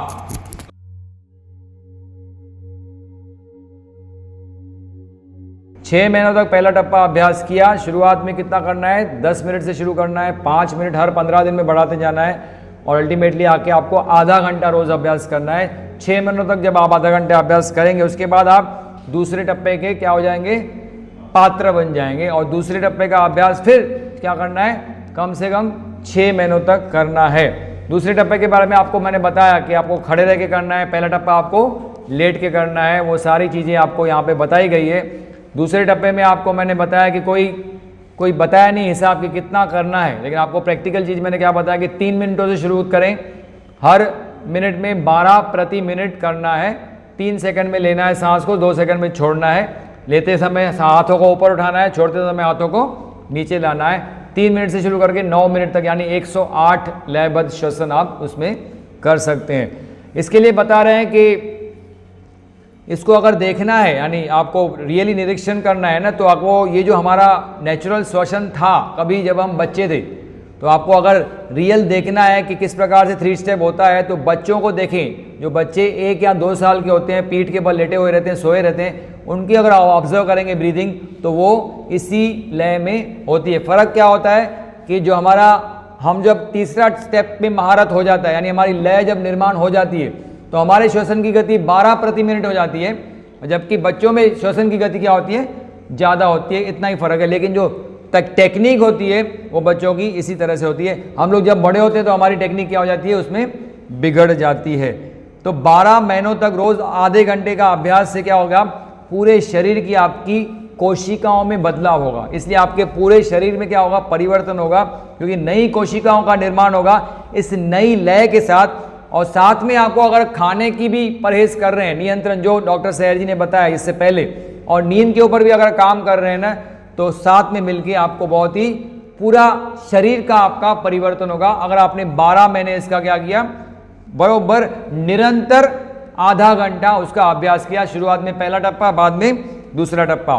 कैसे मालूम हो कि हम सही तरीके से अभ्यास कर रहे हैं, उसके लिए बताया था कि क्या करना है। जैसे समुद्र की लहरें होती है ना, तो स्टार्टिंग में आपकी 12वीं और 15वीं क्या हो जाएगी, सांस जो बाहर जाती है वो गहरी होगी, ज़्यादा डीप होगी। लेकिन बाद में जब आप उसमें लयबद्ध सिस्टम में आ जाओगे, यानी आपकी लय निर्माण हो जाएगी, आप उसमें महारत हासिल कर लोगे, तो बाहर जाती हर 9वीं सांस, हर 9वीं सांस क्या होगी, वो ज़्यादा गहरी होगी। उससे मालूम पड़ सकता है कि आप बरोबर टेक्निक फॉलो कर रहे हैं कि नहीं।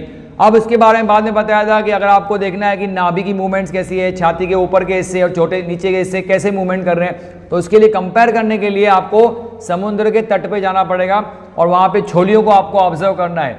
जो नाभि का है हिस्सा, वो यानी जो समुद्र का किनारे का हिस्सा है, जो गहराई से आपको आगे लेके जाती है लहर, खास करके ज्वार के टाइम देखना है, यानी हाई टाइड के दाग देखना है, उसको कहते हैं नाभि का हिस्सा। और फिर जो बीच समुद्र की लहरें होती है उसको कहते हैं छाती का ऊपर और नीचे का हिस्सा। और जो बहुत दूर समुद्र की लहरें होती है, जिसमें बहुत कम लहरें होती हैं और जिसमें सिर्फ सफ़ेद जाग होती है, वो दिखाएगा आपका छाती का ऊपर का हिस्सा। इस प्रकार से आप उसको कंपेयर कर सकते हैं समुद्र के निरीक्षण करने पर। फिर बता रहे हैं, एंड में बताया उन्होंने कि निरीक्षण करें, अभ्यास करें, उत्साहित रहें, विनीत और शांत रहें और धैर्य रखें। परिणामों के लिए शीघ्रता न करें, घाई न करें। 3SRB को दौरान ज़ेन योगा के 11 महावाक्य क्या करना है आपको, उसमें प्रस्तावित करना है। बिकॉज सिर्फ आप इसमें श्वसन खाली नहीं रह रहे हैं, और ध्यान देना ये डीप ब्रीदिंग नहीं है, ये क्या है, सामान्य श्वसन है। तो इसके दौरान जब आप नॉर्मल ब्रीदिंग कर रहे हैं इसके दौरान, तो ब्रीदिंग के साथ साथ आप क्या कर रहे हैं, बाहर से कोडेड इम्पल्स भी ले रहे हैं। तो उसके साथ साथ अगर आप महावाक्यों को, जो 11 महावाक्य जिसको कहते हैं करेक्टिव मेथड्स, डॉक्टर सैर जी, उनको इस दौरान क्या करना है, प्रस्तावित करना है। यानी मनी मन उसमें से जो आपको वाक्य अच्छा लगे उसको क्या करना है, मनी मन दोहराना। इसके अलावा भी आप इसका दोहराव कर सकते हैं जब आप इधर बैठे हैं, जब आप बस के लिए इंतजार कर रहे हैं, ट्रेन के लिए इंतजार कर रहे हैं, किसी ऑफिस के लिए इंतजार कर रहे हैं, खाने के दौरान भी इसका अभ्यास क्या कर सकते हैं। इससे अच्छा होगा, वो आज के चैप्टर में बताएंगे कि खाने के दौरान अगर आप यही 12 वाक्य दोहराते हैं तो उससे बहुत अच्छे संस्कार बढ़ेंगे और आपकी वासनाओं में रूपांतर आएगा, आपकी कोशिकाएं नई लय में स्थापित होगी और उससे पूरा शरीर का आपका क्या हो जाएगा, परिवर्तन आएगा। तो 11 महावाक्य हमने इसके पहले के व्याख्यान में देखे हैं। अब हम आगे बढ़ेंगे, आज जाएंगे हम ये यहाँ पे बताएंगे। इसमें टेक्निक में ध्यान से देखें कि इस प्रकार से लेटना है, फर्श पे सतरंजी बिछा के, एक मोटा सा किताब लेना है, उसको पेट पर रखना है, पेट का जो किताब का लोअर बॉर्डर है उसको नाभि से टच करके रखना है। और उसके बाद क्या करना है, स्थिर होने के बाद दोनों हाथों को पीछे लपेट लेना है, दोनों पाँव में 1.25 से 1.5 फुट का अंतर लेना है, एड़ियाँ अंदर पंजे बाहर, और दोनों हाथों को इस प्रकार से सर के नीचे क्या करना है, रख देना है। और सिर्फ देखना है कि हर सांस के साथ कैसे किताब ऊपर दिख रहा है, आपको दिख रहा है ना, सांस के साथ किताब ऊपर उठ रही है, सांस छोड़ रहे हैं किताब नीचे जा रही है, सांस ले रहे हैं किताब ऊपर, सांस छोड़ रहे हैं किताब नीचे जा रही है। इस प्रकार से उसको नैसर्गिक होना है, किधर भी सांस को रोकना नहीं है, वो लेना है छोड़ना है, लेना है छोड़ना है, बस ये अपने आप चलते रहेगा। जितनी देर तक आप करना चाहें उतना करें, और फिर लगता है पूरा हो गया है तो उसको रोक के उसका अभ्यास बंद करना है। कितना वेट का चाहिए ऐसा? 1.5 से 2 किलो के आसपास, 1.5 किलो होगा तो अच्छा होगा। वो कितना रुपए अभी वो जॉनसन इसको तो 2.5 किलो चाहिए, 2.5 किलो का हाथ चाहिए तो उनको डिपेंड आपका वेट कितना है, नहीं तो 1.5 से 2 किलो ठीक है। आशीष शुक्ला तो कहते हैं जब उन्होंने स्टार्टिंग में पहले अभ्यास किया था तो ऐसा पतला किताब था, ऐसा पतला ऐसा होता है ना, कॉमिक्स होते हैं छोटे पतले कॉमिक, उसको पेट में रख दिया और बैठ के 3 स्टेप का अभ्यास उन्होंने शुरू किया था। लिप्पी से झगड़ा किया था उसकी वाइफ से और कहा था तू रुक भाई, मैं तो बाद में जवाब देता हूँ, मैं थोड़ा 3 स्टेप करके आता हूँ। तो दोनों ने स्टेप किया, तो जो प्रतिक्रिया करनी थी वो प्रतिक्रिया उन्होंने उनके साथ झगड़ा टल गया 3 स्टेप के अभ्यास की वजह से।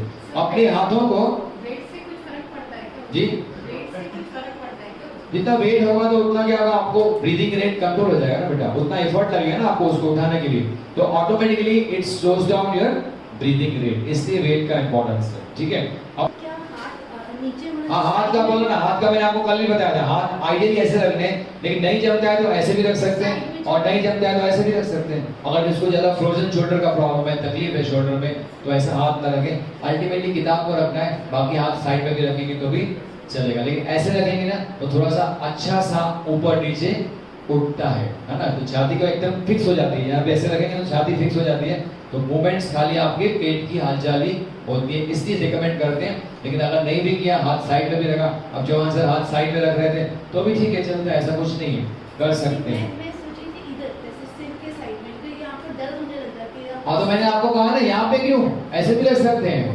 ऐसे भी लिख सकते हैं, रिलैक्स। जैसे आपको आज कराया वज्रासन योग मुद्रा, तो कुछ लोग हाथ ऐसे रख के बैठ गए, हाथ को क्या कर सकते हैं हम लोग, ऐसा रिलैक्स भी कर सकते हैं। यही हमारे गुरुजी ने सब सिखाया आपको तंत्र की। यहाँ पे भी आपको रिलैक्सेशन फील हो वो करना है, करें। और तनाव हो तो उससे फायदा क्या होगा, अभी पूरा टाइम आप श्वास की तरफ ध्यान नहीं दोगे, अरे इधर दुख रहा है दुख रहा है दुख रहा है, उसी तरफ आपका ध्यान जाएगा तो कोई उससे फायदा ये हाथ इधर चाहिए क्या नीचे इधर बीच में? हाँ, इधर यहाँ पे ताड़ू के नीचे, यहाँ पे इधर गले के नीचे, गर्दन के नीचे नहीं, यहाँ पे रखो, ठीक है, ऐसे करो, ठीक है। दूसरे डब्बे में क्या करना चाहिए, दूसरे डब्बे में क्या करना चाहिए, एक दीवार के साथ में जाके खड़े रहना है। क्या करना है, एक दीवार, यहाँ पे आ जाओ, आप आ जाइए, आ जाइए, नीलांबर जी आ जाइए, आ जाइए, यहाँ पे खड़े हो जाइए। नीलांबर जी आपको करके दिखाएंगे दूसरा डब्बा कैसे करना है, क्योंकि दूसरा डब्बा आपको हमने कराया नहीं है, लेकिन यहाँ पे, हाँ यहाँ पे खड़े हो जाइए, स्टेज पे खड़े हो जाइए। हाँ देखिए इस प्रकार से, नहीं उधर दीवार को टच करके खड़े हो जाइए, ऐसा, हाँ मेरी तरफ चलेगा।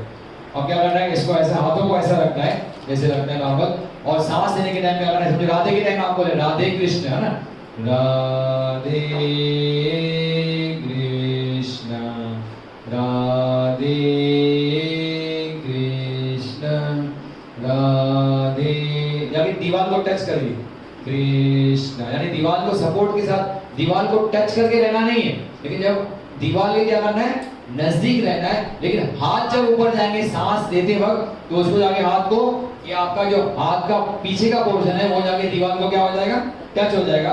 और कृष्ण जब बोलेंगे तो हाथ को सांस छोड़ते हुए नीचे लाना है, सांस लेते हुए ऊपर जाना है, और सांस छोड़ते हुए क्या करना है, नीचे करना है। ये है आपकी दूसरा टप्पा।